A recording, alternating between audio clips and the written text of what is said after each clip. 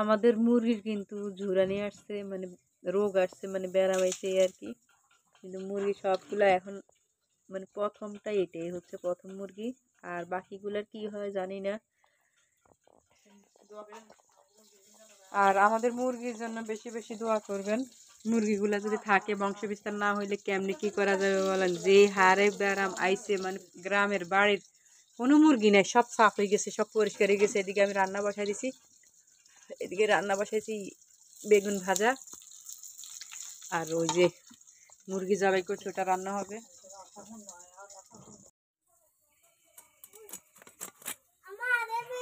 দেখেন মুরগিটার কতটা চর্বি হয়েছে, দেখি ডিম হয়েছে কিনা। আহারে, আমাদের অনেকগুলো মুরগি ছিল, ভাবছি এগুলো দিয়ে একটা ব্যবসা শুরু করে দিব, আস্তে আস্তে বড় করব আমাদের ব্যবসাটা, মুরগির ব্যবসাটা। ডিম হয়েছে নি দেখি, দেখি ডিম হয়েছে নি। এটা কিন্তু ডিম পাড়ার বয়স হয়ে গেছে, কিন্তু কিন্তু মানে ব্যারামের কারণে, রোগের কারণে এটা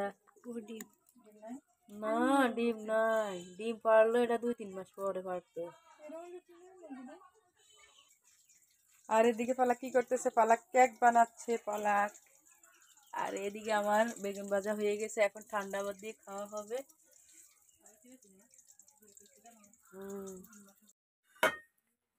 এগুলো হচ্ছে ঠান্ডা ভাত, মানে শীতকালে ঠান্ডা ভাত দিয়ে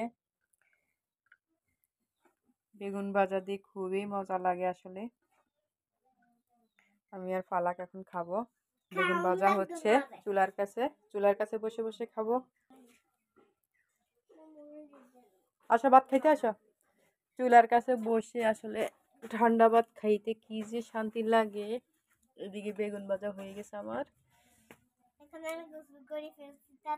ফালাক এখনো গোসল করে নেই, পরাই নেই, আবার ভাতটা খেয়ে নেক তারপর করাবো। দুইটা পড়েছিলাম, এর জন্য একটা তো প্যাক লাগিয়ে ফেলেছি, এর জন্য একটা খুলে দিয়েছি। বেগুন ভাজা দিয়ে ভাত কি যে মজা লাগে। বিসমিল্লাহির রহমানির রহিম। মজা হয়েছে নি, মজা হয়েছে, লবণ হয়েছে নি। বন্ধুরা চলে আসেন খাওয়ার জন্য।